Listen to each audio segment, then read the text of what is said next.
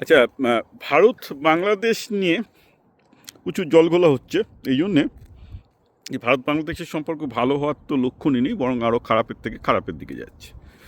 এবং latest example হচ্ছে এই যে বাংলাদেশকে ভারতে খেলতে যেতেই হবে, ICC 14:1 জানিয়েছে, না গেলে বাংলাদেশেরই হবে। আচ্ছা, এবার শোনা যাচ্ছে যে পাকিস্তান এই সূত্রে ICC ওয়ার্ল্ড কাপ বয়কট করতে পারে, যাক ইত্যাদি ইত্যাদি অনেক ব্যাপার চলছে। কিন্তু মোদ্দা ব্যাপার আমরা একটু মূলে যেতে চাইছি যে এই যে ভারত বাংলাদেশ সম্পর্ক খারাপ হচ্ছে, এর আমেককে যদি আপনি বলেন যে কেন খারাপ হচ্ছে, বাংলাদেশিদের ভিউ পয়েন্ট অন্য থাকবে, ইন্ডিয়ানদের ভিউ পয়েন্ট অন্য থাকবে। আমার ভিউ পয়েন্ট হচ্ছে এই যে অধিকাংশ বাংলাদেশি তাদের যে জিওগ্রাফি, তাদের ভূগোলকে স্বীকার করছেন না। আর ভূগোলকে অস্বীকার করার জন্য তারা এমন কিছু সিদ্ধান্ত এবং এমন কিছু রাজনীতি করতে যাচ্ছেন যেটা কিন্তু বাংলাদেশকে ক্ষতি করছে। ঠিক আছে, আমি ব্যাপারটা একটু বুঝিয়ে বলছি with respect to one incident. তো তার আগে আমি একটা গল্প বলবো যেটা রিসেন্টলি লাস্ট 5 বছরে হয়েছে, যেটা প্রত্যেকটা বাংলাদেশি শোনা উচিত, কারণ ভারতীয়রা ব্যাপারটা জানে, কিন্তু অধিকাংশ বাংলাদেশি এটা না শুনলে বুঝতে পারবে না যে তাদের ভুলটা কি হচ্ছে। ওকে, তো এই গল্পটা হচ্ছে 3টে দেশের, উজবেকিস্তান, তুর্কমেনিস্তান আর তাজিকিস্তান। এই 3টে দেশ actually part of something call Fergana valley. Fergana ভ্যালিতে কী হয়, এই 3টে দেশ আগে ছিল সোভিয়েত ইউনিয়নের আন্ডারে রাজ্য। সোভিয়েত ইউনিয়ন ভেঙে দিতে এই 3টে দেশ হয়ে যায়। তো সোভিয়েত ইউনিয়নের আন্ডারে যখন রাজ্য ছিল, তখন স্ট্যালিন একটা বদমাইশি করেছিলেন, কারণ লোকটা তো বেসিক্যালি খুব কুটকুটে বদমাইশ ছিল এবং পলিটিক্যাল বদমাইশি করতো। তো উনি কী করেছিলেন, এই 3টে দেশের ম্যাপ এমনভাবে তৈরি করেছিলেন যাতে একটা দেশ অন্য দেশের ওপর ডিপেন্ডেন্ট হয়। যেমন উজবেকিস্তানের অনেকগুলো এলাকা অ্যাকচুয়ালি তাজিকিস্তানের মধ্যে পড়ে রয়েছে। তো সোভিয়েত আমলে এসব প্রবলেম ছিল না, যেহেতু একই দেশ, একটা স্টেটের বর্ডার ক্রস করে অন্য স্টেটে যাচ্ছে, ইনফ্রাস্ট্রাকচারও সেরকমভাবে তৈরি, doesn't matter mostly boundaries or administrative boundary. কিন্তু এবার দেশটা স্বাধীন, 3টে দেশ যখন স্বাধীন দেশ হিসাবে তৈরি হলো সোভিয়েত ইউনিয়নের পতনের পর, তখন গেল গণ্ডগোল হয়ে। কারণ টার্কমেনিস্তানের নদীগুলো, অথবা বলতে পারেন যে তাজিকিস্তানের নদীগুলো গিয়ে শেষ হতো হচ্ছে উজবেকিস্তান, এবং উজবেকিস্তান এখানে হচ্ছে একমাত্র ফ্ল্যাটল্যান্ড, যে উজবেকিস্তানে সবচেয়ে বেশি ফসল হয়। কিন্তু তাদের জলের সমস্ত সোর্স হচ্ছে, মানে জলের উজান সোর্স হচ্ছে তাজিকিস্তান এবং টার্কমেনিস্তানে। এবার সমস্যাটা কী দাঁড়ালো, যে এই 3টে দেশের মধ্যে অবভিয়াসলি এবার গণ্ডগোল হওয়া শুরু করলো। কারণ কি, একটা দেশের ভূখণ্ড অন্য দেশের ট্রানজিটগুলো খুব সমস্যার, কারণ সোভিয়েত ইউনিয়ন ওইভাবে স্ট্যালিন গণ্ডগোল পাখি রেখে দিয়েছে, ইচ্ছা করেই করেছিল যাতে পরবর্তীকালে দেশগুলো স্বাধীন হলে ঠেলার নাম বাবাজিটা বুঝতে পারে, এবং এক্স্যাক্টলি তাই হলো স্ট্যালিনের পরিকল্পনা অনুযায়ী। তো যেটা হয়, 2020 থেকে দেশগুলোর মধ্যে সম্পর্ক খারাপ হতে শুরু করে, এবং যা হয় আর কি, ভারত বাংলাদেশে তাও তো মারামারি হয়নি, এরা তো নিজেদের মধ্যে গোলাগুলি ছোড়া, 100 জন 200 জন করে প্রতি সপ্তাহে মারা যাওয়া, মানে রীতিমতো মিলিটারি অ্যাকশন শুরু হয়ে যায় 3টে দেশের মধ্যে। অথচ ব্যাপারটা এমন যে 3টে দেশই জিওগ্রাফিক্যালি একে অপরের ওপর নির্ভরশীল। কারণ কারণ উজবেকিস্তানের খাদ্যের ওপর এই দুটো দেশ ডিপেন্ড করে। উজবেকিস্তানে সবচেয়ে বেশি শস্যশাল ভূমি আছে, কিন্তু সেই খাদ্যের জন্য জলগুলো আবার আসতে হবে হচ্ছে এই দুটো দেশ থেকে, নাহলে হবে না, কারণ সমস্ত এই দুটো দেশ হচ্ছে পাহাড়ি দেশ, এখান থেকে নদীগুলো শুরু হয়েছে। তো ইন এনি কেস এই দুটো দেশ, 3টে দেশ প্রচুর মারামারি করলো, এবং জিওগ্রাফিক্যাল যে লিমিটেশন সেটা বুঝতে চাইল না। এইভাবে 3 বছর ধরে প্রচুর মারামারি করার পর বুঝলো যে এদের প্রচুর বাজেট খরচ হচ্ছে, লোকজন মারা যাচ্ছে, আলটিমেটলি 3টে দেশই সাফার করছে। তো তখন 3টে দেশ আগের বছর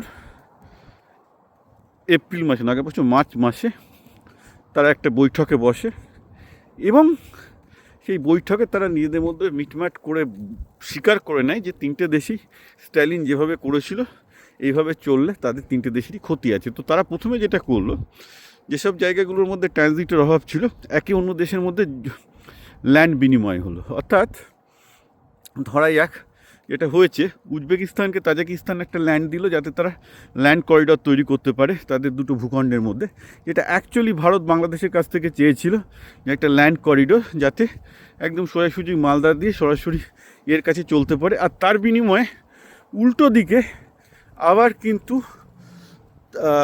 উজবেকিস্তানও ল্যান্ড দিল। যেমন ধরুন বাংলাদেশ যেটা চেয়েছিল যে নেপালের সাথে করিডোর করার জন্য, তো সবাইকে করিডোর করার জন্য ল্যান্ড দিয়েছে এই চুক্তি অনুযায়ী, যদিও সেটা জয়েন্ট সুপারভিশনে থাকবে, মানে it become the joint territory of both all the countries. শুধু তাই নয়, জল নিয়ে প্রচুর সমস্যা ছিল, যে বলতো জল একে আটকে দিচ্ছে, এই করছে। তো জলের জন্য এখন 50-50, এবং প্রতিটা জলের ব্যারেজে দুটো দেশের সমান সংখ্যক ইঞ্জিনিয়ার থাকে, অবজারভার থাকে, এবং অটোমেটেড টেকনোলজি দিয়ে করে দেওয়া হয় যে দুটো দেশে সমান অ্যামাউন্ট অফ জল যাচ্ছে। তো এই যে ব্যাপার, তিনটে দেশের মধ্যে শুভবুদ্ধির উদয় হলো, যে তারা বুঝলো যে তাদের জিওগ্রাফি অর্থাৎ তাদের ভূগোল এমন, তারা যদি একসাথে না আসে, তো এটাকে ওরা বলছে যে ট্রিটি ফর ইটার্নাল ফ্রেন্ডশিপ, যেন এই তিনটে দেশের মধ্যে গণ্ডগোল আরও না হয়। তো আমার মতে যেটা হচ্ছে, বাংলাদেশে অধিকাংশ সালে মোল্লার মাথায় বুদ্ধিশুদ্ধি নাই, তাদের জিওগ্রাফি ভূগোল কাকে বলে সেটাই হয়তো সারা জীবন শেখেনি। এইটা এদের প্রথমে শিখতে হবে, যে ভূগোলটা এমনই যে বাংলাদেশ ভারতের কোলের মধ্যে বসে আছে, কিছু করার নেই। অতএব এই লিমিটেশনটাকে মেনে নিয়ে ভারত এবং বাংলাদেশে, ভারত যা যা বাংলাদেশের জন্য চাইছে তার ইকুইভ্যালেন্ট জিনিস চাইতে হবে। যেমন ভারত যদি বাংলাদেশের কাছ থেকে করিডোর চায়, যেটা দরকার নর্থ ইস্টে পৌঁছানোর জন্য, একাধিক করিডোর হতে পারে, তেমন বাংলাদেশও নেপাল, ভুটান এবং অন্যান্য দেশে পৌঁছানোর জন্য বা অন্যান্য ল্যান্ড বা সি করিডোর চাইতে পারে। ঠিক আছে, যাতে একটা ইকুইভ্যালেন্ট চুক্তি হয়, একটা সমচুক্তি হয়। তো এইভাবে যদি সমান মাত্রায় চুক্তিগুলো করা যায়, যেটাতে দুটো দেশই উপকৃত হবে, এ ওকে ল্যান্ড করিডোর দিল, তার বদলে এ ওকে ল্যান্ড করিডোর দিল, যাতে দুটো দেশেরই অর্থনীতি খুব ভালো হয়, তাহলে কিন্তু গণ্ডগোলগুলো মিটে যাবে।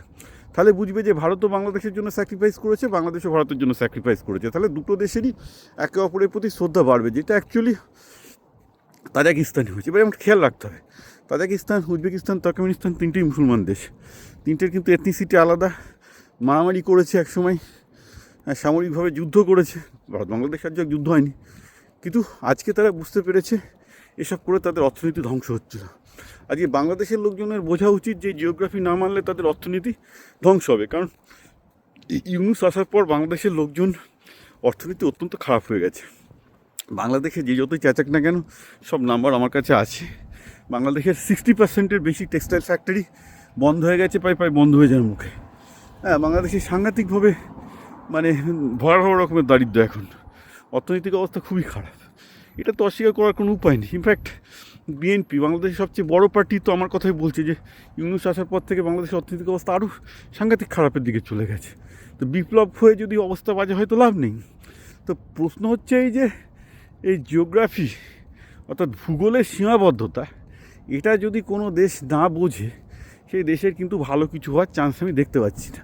এবং আজকে যেটা হলো আর কি, মানে বাংলাদেশের তীব্র ভারত বিরোধিতা, সেখান থেকে ভারত বললো তাহলে মুস্তাফিজুর রহমানকে কেন খেলানো হবে, সেখান থেকে বাংলাদেশে বয়কট করার সুযোগ, মানে একের পর একটা এসকালেট। সবটাই হচ্ছে সালা ভিখিরিদের, বলি না, ভিখিরি যত হয় তত লোকের দেমাগ বেশি থাকে, তাদের আত্মসম্মান আরও বেশি গায়ে লাগে ভিখিরি বললে। This is exactly what is happening two actually Bangladesh. That has to be stopped. তাদের বুঝতে হবে যে বেসিক্যালি ভূগোলের জন্য তাদের লিমিটেশন আছে, পলিটিক্যালি এইভাবে তৈরি হয়েছে। যদি তারা মানে একটা ভারতের সাথে একটা খুব ভালো চুক্তি করতে পারে, ভালো প্রপোজাল নিয়ে আসে, যে এইভাবে একটা আমাদের একটা রোডম্যাপ এবং ফ্রেমওয়ার্ক তৈরি হবে, যেটা কাজাকিস্তান, উজবেকিস্তান দেখিয়ে দিয়েছে যে কীভাবে জমি বিনিময় করে করিডোর করা যেতে পারে, কিভাবে দুটো দেশের জল বিনিময় করা যেতে পারে, তাহলে কিন্তু আমার মতে আমি বলবো যে ভারত বাংলাদেশের মানে দুটোরই কিন্তু ফিউচার খুব উজ্জ্বল। তা না হলে যদি ওই সালা ভিখিরির মতো মানে আচরণ করতে শুরু করে বলতে don't take it as a insulting, ultimately কিন্তু এটা ভিখিরির মতো আচরণই হচ্ছে। যে সেটা হচ্ছে এই যে মানে বেসিক্যালি যে আমাকে কেন এই করাচ্ছে, আমাকে কেন এই বলা হচ্ছে, আমাকে কেন এই করাচ্ছে না, এইসব করলে হবে না। পজিটিভলি ভিখিরির মনোভাব থেকে বেরিয়ে এসে পজিটিভ একটা প্রোগ্রেসিভ মনোভাব নিতে হবে, যে আমরা দুটো পক্ষই চাই যে ভারত বাংলাদেশের সম্পর্ক ভালো হোক, এবং ভারত বাংলাদেশ সম্পর্ক ভালো হওয়ার জন্য আমরা ভারতের কাছ থেকে এই জিনিসগুলো দাবি করছি, আর তার বিনিময়ে আমরা ভারতকে এই জিনিসগুলো দেবো। এই বিনিময়টা খুব দরকার, যে আমরা ভারত যে জিনিসগুলো চাই সেই জিনিসগুলো আমরা দেবো, তার বিনিময়ে এটা হচ্ছে আমাদের দাবি। এটা নিয়ে then this can be business, right? এটার ভিত্তিতে চুক্তি হতে পারে, কিন্তু তা না হলে ওই মানে পাকিস্তানকে নিয়ে এসে বসানোর চেষ্টা করা, ইসলামিক নেটোতে যোগ দেওয়া, এইসব যদি চলতে থাকে তাহলে কিন্তু দুটো দেশেরই অবস্থার কপালে দুঃখ আছে।